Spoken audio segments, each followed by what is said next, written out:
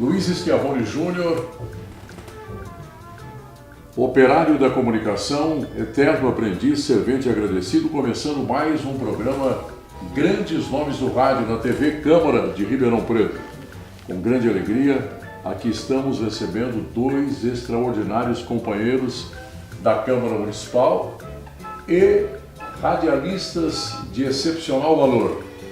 Antônio Carlos Morandini foi inclusive vice-prefeito, trouxe a 3M para cá na sua gestão enquanto o Elcio Gasparini estava na Alemanha e, entre outras coisas, foi presidente da Câmara. Vamos falar mais sobre ele ainda aqui.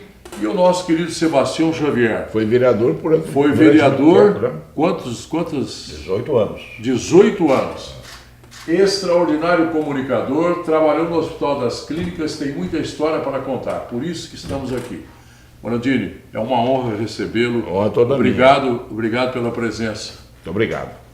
Xavier, muito obrigado pela sua presença, Xavier. Amigo, querido Schiavone, muito obrigado a você e essa abertura da TV Câmara de Ribeirão Preto. Aliás, falando em TV Câmara, soubemos agora pelo Sérgio Figueiredo, que é o nosso diretor, o coordenador de comunicação social, que a resolução 148/99 de 10 de dezembro de 1999, projeto de resolução 188/99, autoria da mesa da Câmara Municipal, autoriza a Câmara Municipal de Ribeirão Preto a retransmitir a TV Câmara em frequência VHF e UHF. Assina o presidente Antônio Carlos Morandini. Ei, Morandini? É verdade. Estamos aqui graças a você, Moral. Pois é, e está havendo inclusive já a transmissão através seria da TV Câmara Federal, Câmara Legislativa, tudo junto.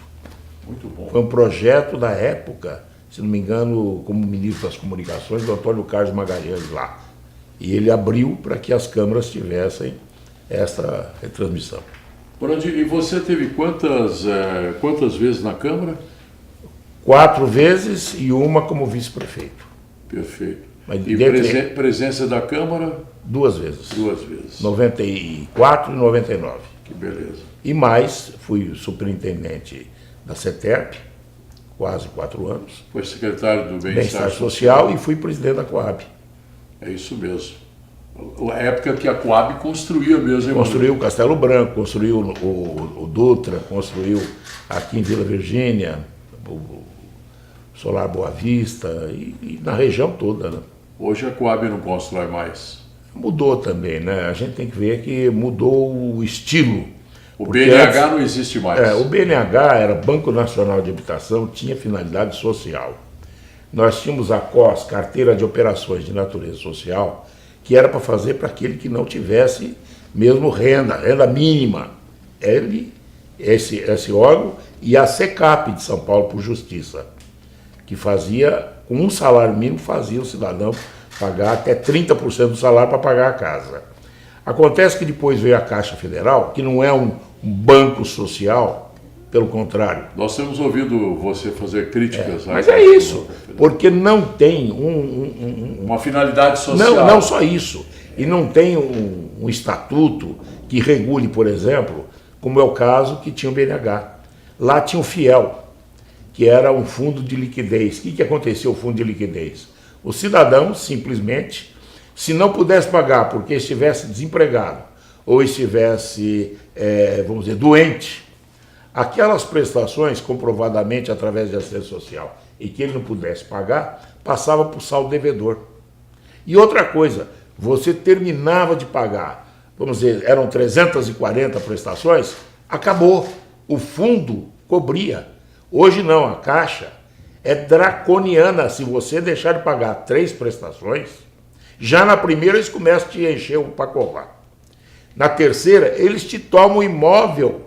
Que é isso? In limine, passa para a justiça, cara. Já imediatamente eles mesmo tomam o que imóvel. seja o único imóvel, né, Morandini? Não importa, não importa. Eles tomam o imóvel E acabou. E outra coisa, não se faz casa para renda de 1 a 1,5 salário, nem 2.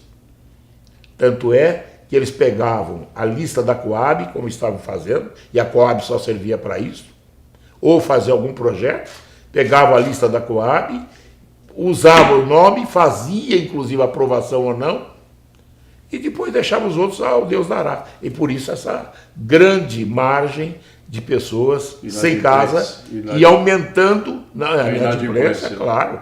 Mas a inadimplência é outra coisa que depois eu falo.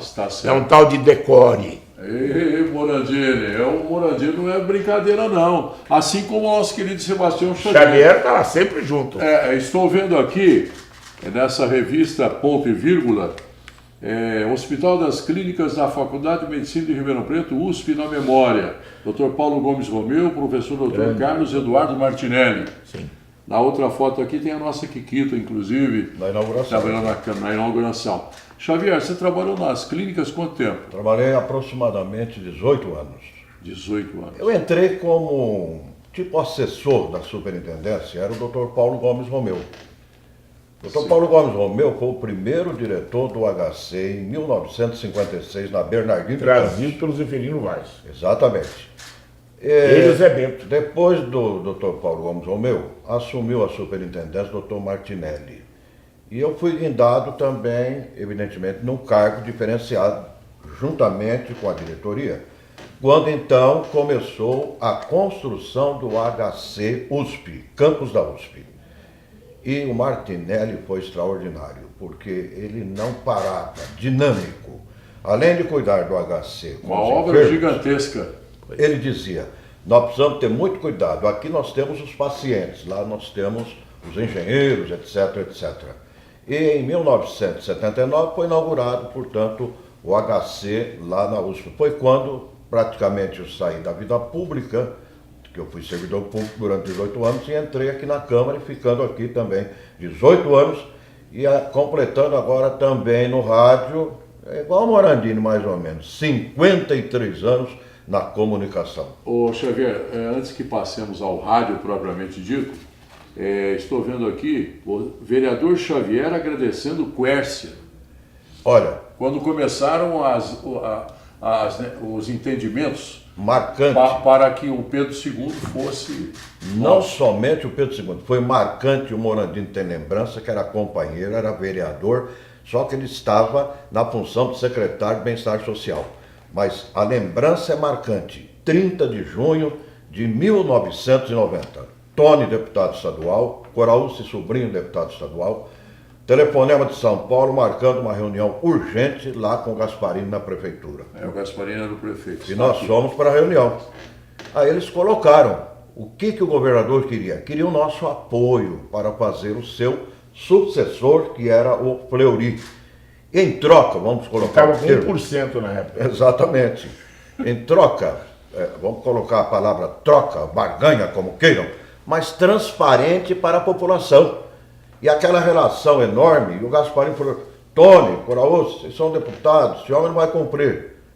Telefonema do Tony para o Quércia naquele momento, marcando em São Paulo, fomos para São Paulo, e de imediato assinou já o início da desapropriação do Teatro Pedro II, com verba para começar a restauração, que a Jabari Aldi ganhou a concorrência e com Gasparini começou a restauração, que demorou uns anos depois que o Palocci inaugurou. Além do Pedro II, duplicação para Bonfim Paulista. A Francisco Junqueira. A Francisco Junqueira com o viaduto da Costável até o Botafogo. E chegando até a Antônio Machado de Santana. Exatamente. A Luiz Galvão César, Caramuru, prédio do Fórum, do Hemocentro. Nunca Ribeirão Preto recebeu tanta obra importante. Em pouco tempo. Em pouco tempo cumpriram uma data inédita que eu não esqueço. 30 de junho de 1990, eu aí entrevistando como vereador em São Paulo, governador, e agradecendo. Esta é a realidade. Muito bem, vereador Xavier. E só uma referência à nossa querida Gilda Sintra. Gilda Sintra. Você trabalhou com ela? Ela era enfermeira padrão, uma mulher de responsabilidade, junto com Dona Wanda Batista, Lara Brandani e tantas outras. O grupo de enfermagem, formadas por Dona Glete Alcântara, Aqui em Ribeirão Preto, na faculdade, hein, Morandini? E antes era ali do lado do SARP, onde é o Itaú hoje. Exatamente. A Palacete Gilda, Nec. Palacete Nec. a Gilda é mantenedora Pão dos Pobres na rua João Ribeiro, até hoje. João Ribeiro 911. E no HC, Schiavone, ela ia para o ambulatório, para cima, para baixo, via alguém ali, está esperando o quê? É uma consulta, vem aqui, vamos resolver. E ela era assim, coração bondoso, extraordinária, e foi homenageada pela revista Ponto e Vírgula, que tem inclusive essa matéria do HC. Muito bom. Agora, falando sobre rádio propriamente dito, como você começou em rádio, Morandini? Eu comecei por conta da minha avó, que você conheceu, Dona Tereza. Dona Tereza. Ela, Tereza Falini? Falini. Aí, o que aconteceu? Ela fazia crochê. Sim. Eu tinha 12 anos. Ela falou, você vai Ali aprender... na casa da João Ramalho? João Ramalho.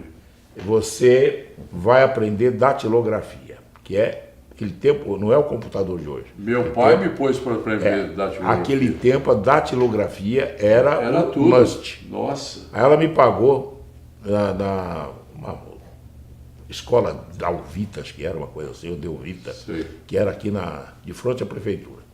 E ela pagou. E eu aprendi rapidamente, 2 meses eu já estava bom no teclado. Aí eu fazia política estudantil. Os 10 dedos, Morandini? Os 10, vixe, até hoje. Aí o que acontece? Eu aprendi a datilografia e eu fazia política estudantil.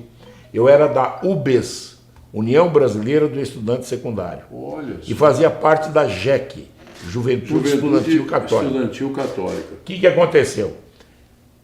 O pessoal do Diário de Notícias, com quem eu tinha muito contato, o Padre Celso Ibsen de Silos, o Cone Evangélico... Saudoso Jornal Diário de Notícias, hein, no Morandini? tempo era vibrante. E o que aconteceu? Eu cheguei a ser editor do jornal. Não depois, diga, eu não sabia. Eu não foi sabia. depois. Aí o que aconteceu? O pessoal pediu para eu fazer notícias estudantis. Então eu estava em contato com o mundo estudantil, eu colocava todo dia uma série de notícias das escolas. Diário da escola.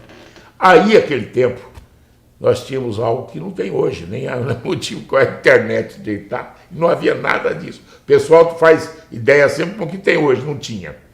Nós pegávamos com o senhor Renato Carneiro através do código Morse, do telégrafo. O Estulano teve aqui ontem, falou sobre isso aí. A telegrafia, as notícias. O Jaime Fulano, Alfredo Gonçalves Salvador. O Renato Carneiro, do Diário de Notícias. Então, o que acontecia? Ele pegava pelas agências noticiosas, Reuters, Asa Press, o Night Press, etc. Ele pegava as notícias e fazia as tripas. Tripa, para quem não sabe, era era um A4 em dobro, era assim, comprida. Assim. Não, mas é muito mais que isso, era uma compridona. Ah, sim. E ele ia, porque ele não tinha tempo de trocar. Certo? Então Entendi. tinha que ser comprido o papel. Papel entendi. Linha d'água que você tirava do jornal. Eu estou falando daquela que era usada na 79, onde eu fiz o meu teste. Isso, mas não, aí foi realmente lá no jornal. E o que aconteceu? E como a gente fazia o segundo grau, eles pediam, a gente fazia português com a Florianete, com a Lucia, etc. Pediam para a gente acertar. Você tinha que compor o texto, colocar a preposição, os artigos e dar uma acertada. Então a gente ia fazendo isso. Aquela notícia que chegava até 10 horas da noite, 10h30, só ia sair no jornal no dia seguinte. Não havia televisão. Tinha o grande jornal Falado Tupi, que dava notícia hoje à noite e ia repetir amanhã cedo para o Corifeu de Azevedo Marques, Gonçalo Parada, que eu trabalhei lá também, trabalhei com eles, e era o correspondente aqui, e tinha que fazer isso. Aí o jornal de São Paulo ia chegar aqui pela Cometa ou pelo Expresso Brasileiro ao meio-dia do dia seguinte, porque uma viagem de São Paulo aqui eram 11 horas de viagem, e era terra, você tinha que colocar capote, você tinha. Daqui até Campinas era terra, de Campinas para lá era cimento. Aí depois que asfaltaram. Mas era isso. Então o jornal chegava ao meio-dia aqui. Então o que nós fizemos? O Diário de Notícias no ar. Eu lia as tripas às 11h20 da noite. Furo. Aonde? Lá no Diário de Notícias, direto. Mas seria em qual? Na Rádio Brasiliense. Na Rádio Brasiliense. Eu lia todo dia, de segunda a sábado. Brasiliense estava ali na Visconde. Estava na rua Visconde de Auma, entre a São Sebastião e a América Brasiliense. Aí depois, em 66, você começou Não, na aí comecei na PR7 depois. Começou na PS. Fui na PR7, no tempo da PR7, eu trabalhei com o Porto Alegre, com o pessoal todo lá e tal, com o vovô Jeremias. O Jeremias, o avião. É verdade, fazia o avião. Onde você está? Estou aqui em tal lugar. Eles os técnicos, o geral também, o GG, eles colocavam o som de um avião e eu falava, ele falava, o vô Jeremias falava, onde você está? Estou passando aqui em cima do córrego do Retiro, que está totalmente lotado. E parecia que eu estava no avião mesmo. Toda manhã, PR às 7 às 7. Obrigado. Depois você foi para 79. Não, depois eu fui para a cultura, fiquei um ano na cultura. Para a cultura. A cultura era o the must. Era realmente. Quando eu cheguei em Ribeirão Preto, eu vim recomendado para a cultura. Como não estava lá o Jovino Campos na época... Jovino saiu com o Forte eu Cassis. peguei os endereços das emissoras e comecei a visitar para encontrar um emprego. Aí o que Acabei aconteceu? Contratado pela 79. Eu trabalhava, depois eu saí do Diário de Notícias, eu fui trabalhar no jornal Cidade com Orestes. Ah, sim. E Você lá fazia os fatos policiais, né, Morando? fazia os fatos policiais e outra coluninha, café com leite, pão, três sim, pontinhos me e recordo, jornal tem Cidade. razão. Aí o que acontece? O Orestes me chamou e falou, olha, a 79 está precisando de um repórter. E aí eu fui falar com o Otávio. Você imagine o Otávio de Souza Se Silveira. ele era Caxias um tempo, você imagina aquela época. Aí, aquele tempo, a 79 pertencia a um grupo da ACI. É verdade. Que a história da 79, se você não sabe, ela começou porque havia um grupo do PTB, que era do governo do Getúlio, Salvador Salerno, Napoleão. e o Romeu José Fiore, Exato. e esse pessoal. O que aconteceu?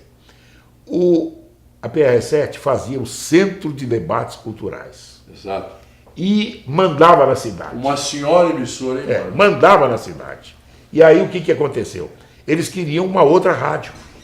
Foram falar no Catete com o Getúlio, e o Getúlio chamou o Gregório Fortunato, que era o seu segurança, falou, Gregório, arrume isso.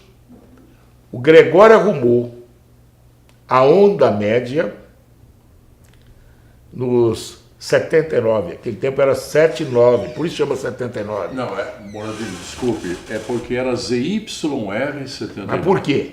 Porque ela não ficava no 590. Não, claro, ela ficava outra frequência. 79. Mas 79 é do prefixo. Eu sei, é prefixo de 92. E ZYR de 92. Isso. Aí o que aconteceu? Ela ficava logo depois da Clube, depois da PR7. Exato. Aí o que aconteceu? O Gregório arrumou na onda 3.205, na onda tropical. É verdade. Você tinha um Fusquinha que andava 62. para todo lado. 62. Hein, Morandini? Verde, 62. E o senhor, seu pai, Orestes Morandini, lá na ortopedia da Santa Casa. Ele era o chefe, enfermeiro padrão lá. É verdade. Morandini, e aquela vinheta, hein? Onde o fato acontece. Morandini aparece. Morandini aparece. E o Xaxá? O Xaxá, O que você quer saber? ele quer Sobre saber. rádio. Rádio? É. Bom, o rádio, eu, na verdade, saí da roça. Vim Na pra roça? cidade. Na Sim, senhor. Aonde? Lá em Bonfim? Bom fim.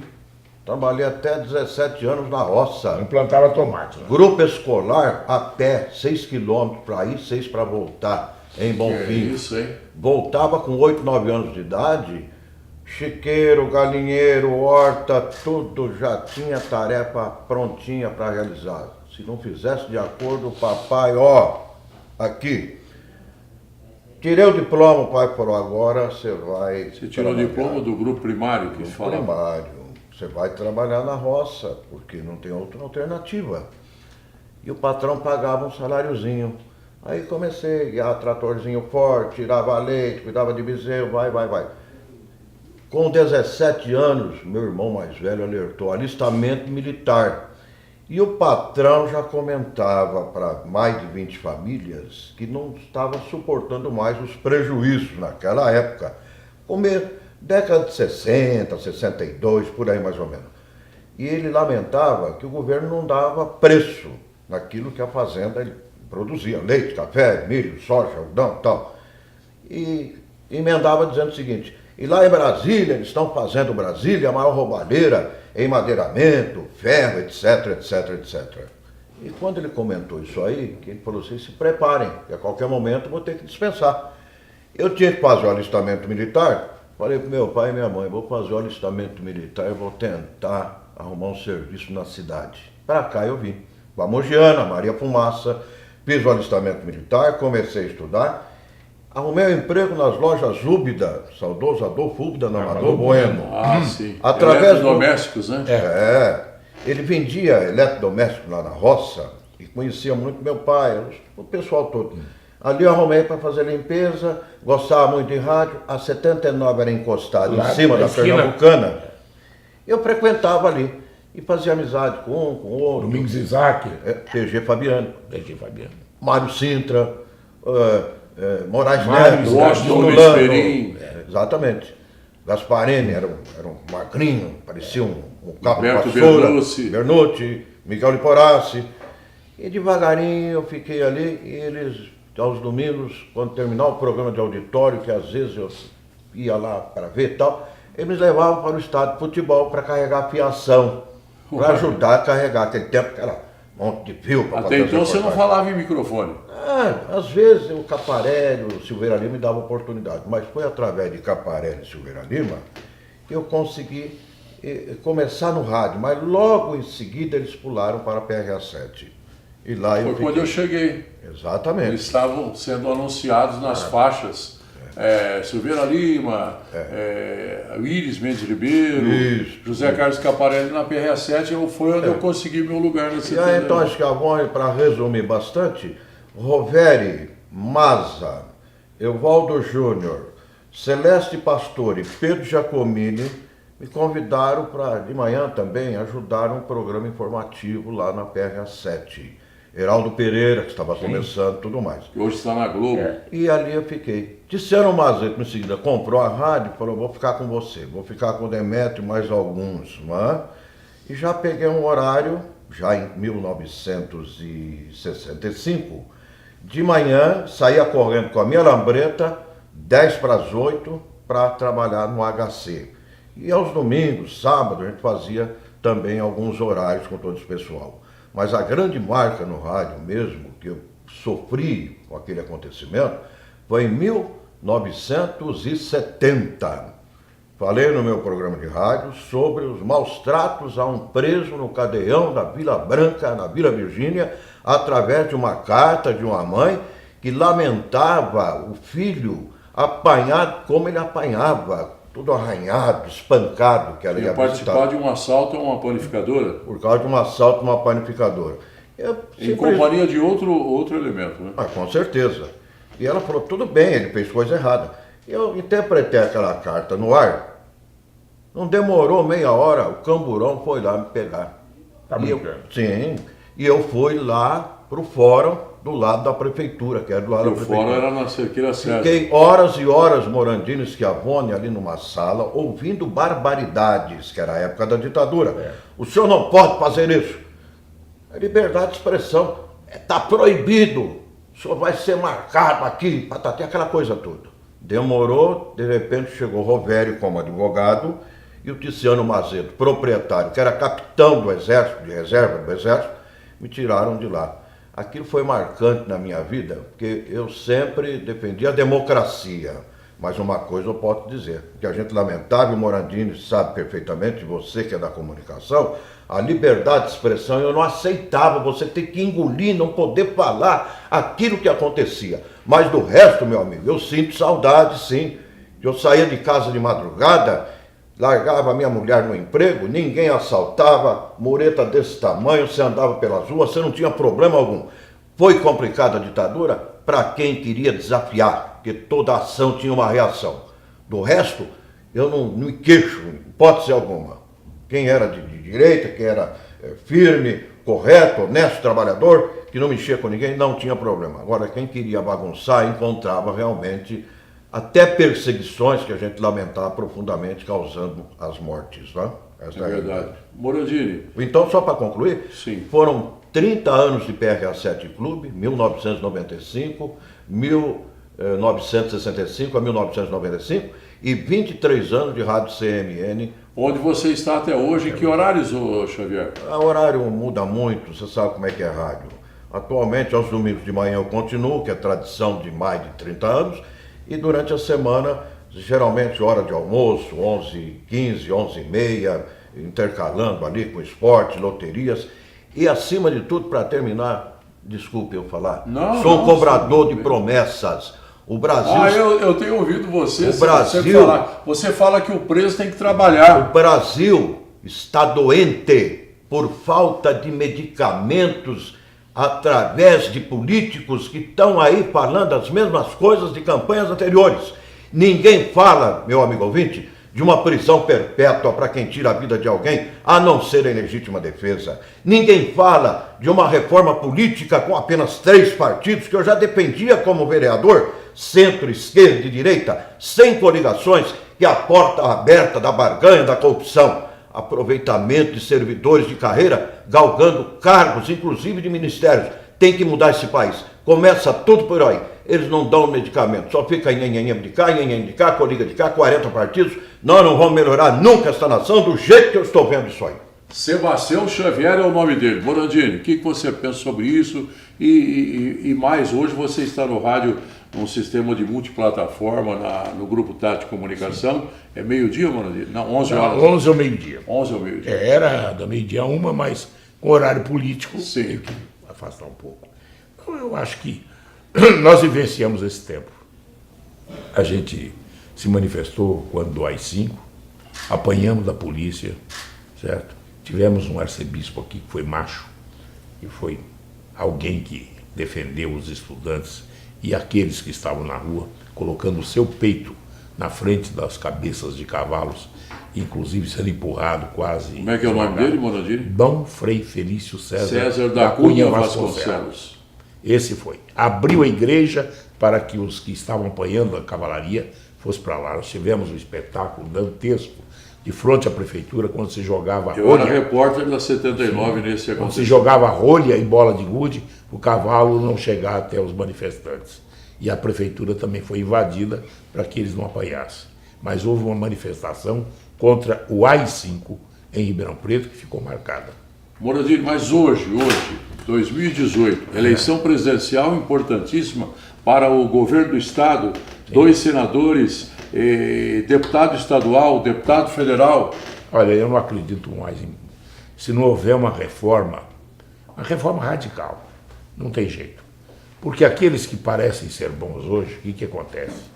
Quando entram lá, eles se misturam. Hoje está dessa forma. Se você soubesse como a salsicha é feita, eu vi você falar isso como a política é não articulada, comia mais salsicha e nem votava. E não votava mais. Mas, Morandini, agora eu vou apresentar a você um pensamento que... Se bem que tem uma coisa aqui, quanto menos o pessoal vota, sim, mais os malandros cooptam com menos dinheiro aqueles que... Você falou isso e nós colocamos no nossa observação. Agora, Ferdinand Lassalle, apesar do nome francês, um alemão nascido em Breslau, disse que a verdade, aliás, foi um dos primeiros autores a falar da Constituição. Ele disse: a verdadeira revolução se faz pelo voto livre, direto, secreto, universal. É livre. Tem outro jeito? É livre esse voto aí. Você acredita nas urnas? Não, aqui eu perguntei ontem para o Saulo e para o Besquisa. Eles não acreditam. Não acredito. Por que não fizeram o voto impresso? Pois é, eu não acredito. Quando nós perdemos a campanha do ano 2000... Você lembra, falando, Moura, desculpe, voto impresso, MDB e Arena, ele tem lembrança, você também. Eram 2 partidos, você voltava de vereador até presidente da República, não complicou a cabeça de ninguém. 2 partidos. Agora tem uma coisa, então, o que aconteceu? No ano 2000, quando nós perdemos a eleição para aquele contexto, Duda Mendonça, João Santana, Palocci, eu recebi um telefonema de um cidadão que falou assim: eu participei das eleições, só vou te dar um alerta. O computador é burro, inteligente é a pecinha que está atrás dele. Se você programar que a partir de tal hora, os votos vão para... Todo voto que você bater para um vai cair para outro, bate. Eu sei. E quantas vezes você ouviu dizer que a pessoa reclamava porque ela tinha votado num, apareceu outra cara? Exatamente. Outra coisa, eu encontrei com um cidadão fora no exterior, Proença, sobrenome Proença, que é de Cuiabá. Foi ele quem elaborou o hardware das urnas. Dizem que as nossas urnas são as mais atrasadas possíveis, são de primeira geração. Por isso que não estão funcionando as urnas eletrônicas. Aí o que acontece? Ele me falou, eu perguntei para ele, me dá uma entrevista, Proença. Ele falou, não vou dar. Até a Globo me pediu, não vou. Agora me diga uma coisa. Tem jeito de fazer alguma coisa? Ele falou, tem. Eu vou te explicar como. Se chegar no fim da... Ele falou de um jeito, ele não falou do outro que o cidadão me telefonou. Mas tem uma coisa. Quando chegar 4, 5 horas, quando não tiver ninguém, se o secretário e o presidente da estiverem de acordo, eles pegam os votos que não foram dados a ninguém, o eleitor que não foi, e coloca na urna quem eles quiserem. Se a turma, e normalmente eles fazem, estiver unida, eles fazem, um digita e o outro confirma e tal, e faz isso. Ele sempre falou. Os partidos, quando chegam no final, abandonam as rédeas rígidas. Entendi. As regras rígidas. E nessa hora é que eles se aproveitam. Muito bom. Nós já estamos terminando, mas gostaria de saber, Sebastião Xavier, querido amigo, companheiro, irmão pelo coração, você gosta do rádio, acredita no rádio? Gosto do rádio, acredito no rádio, gosto da política. Até hoje, neste meio, eu tenho, logicamente, as minhas colocações e continuo defendendo publicamente. Não vamos mudar esse país enquanto não tivermos enxugamento. Apenas 3 partidos, volto a repetir, centro, esquerda e direita, sem coligações, com aproveitamento de servidores de carreira em diversos cargos, inclusive ministérios. Prisão perpétua, sou contra a pena de morte, mas a prisão perpétua... E o trabalho forçado, né, vamos assim dizer. A prisão perpétua... Só o trabalho basta, não precisa ser forçado. A prisão perpétua, cidadão não vai ter defesa. Para quem tira a vida de alguém, a não ser em legítima defesa. Reforma, sistema carcerário penitenciário, isso aí já era. Colônias agrícolas, mais espaço para o cidadão poder descansar, dormir, tomar um banho, mas vai plantar para comer. Ninguém fala. É tanta coisa aí na televisão, promete isso, promete aquilo, promete não sei o quê, promete não sei o quê. O povo está já por aqui. Você é a favor da redução da maioridade penal? Sim, sim. Perfeito. Porque eu, quando tinha 12 anos, já sabia o que era certo, o que era errado. Agora precisamos entrar muito na área de papai e de mamãe. Pai para um lado, mãe para o outro. A educação começa em casa. Escola é ensino. Escola é ensino. Educação é pai e mãe. Tá certo? Certinho. E você, Morandini? Olha, eu tive um exemplo aqui em Ribeirão Preto que foi muito marcante. Foi o sítio Pau d'Alho. Os irmãos maristas implantaram um sistema em que os meninos que delinquiam ou que faziam qualquer coisa em tenra idade até na adolescência eram levados para lá. Tinha 2 assistentes sociais e tinham os que estavam para acompanhar os meninos. Eles eram, primeira coisa, acordavam pela manhã, iam para a horta plantar. Depois podiam tomar um banho e nadar. Em seguida iam para a escola. Na volta, eles tinham que fazer as lições e trabalhar mais um pouco, jogar água nas plantas, etc. Tal. Segundo os irmãos que tomavam conta lá, quando chegava a hora do jornal, não chegava a hora do Jornal Nacional, ninguém estava acordado. Um brinco, eles tomavam conta, a cama era vincada, o lençol perfeito e outra coisa, acompanhavam ao depois, assistente social acompanhava ao depois o desenvolvimento de cada um e a família também, sabe o que aconteceu? Você não tinha um cidadão que o pepino entortava, quer dizer, o pepino não entortava, estava sempre certo, por quê? Porque não dava errado. Está certo. Xavier, muito obrigado. Sebastião Xavier, muito obrigado pela sua presença no programa Grandes Nomes do rádio, da TV Câmara de Ribeirão Preto. Uma honra recebê-lo aqui. Muito obrigado. Schiavone, amigo, 24 horas, amigo para qualquer hora, as suas mensagens, a sua capacidade, a sua inteligência. Obrigado. Em muitas áreas. Você é de uma mente brilhante. Esse companheiro, a Morandini aqui, foi um professor para mim na vida pública e também na radiofonia. E tive a honra de ser candidato a vice-prefeito com ele em 2000, sem dinheiro, com sacrifícios, tivemos quase 80 mil votos. E sola de sapato e saliva. E quem venceu a eleição prometeu um monte de fundo, por isso que eu contesto, eu cobrador de promessa. Estão prometendo horrores nesta campanha mais uma vez, é cópia das passadas, infelizmente. Prazer, Morandini, muito obrigado. Obrigado a você, obrigado ao Xavier, prazer muito grande tê-los aqui. Você particularmente, que nós tivemos muitas lutas juntas. Muito bom. Somos irmãos também pelo coração. Morandini, muito obrigado. Agradecemos Jonatas Cavalcante, operando a máquina, e a nossa Tatá, a carioca de Vila Isabel, a Thaísa Coroado nas fotografias, e ao Serginho Figueiredo, nosso diretor, produtor Marcos Tarlar. Obrigado, Senhor, por mais esta edição de Grandes Nomes do Rádio na TV Câmara de Ribeirão Preto, berço mundial da aviação.